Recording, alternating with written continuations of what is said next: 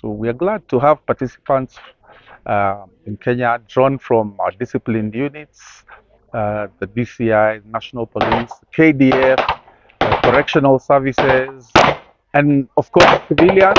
So it's some multi-stakeholder group of participants, and of course we have international participants with us. There are 18 different stages, and they'll be competing for awards and honors, and we are pleased to be here in Naivasha.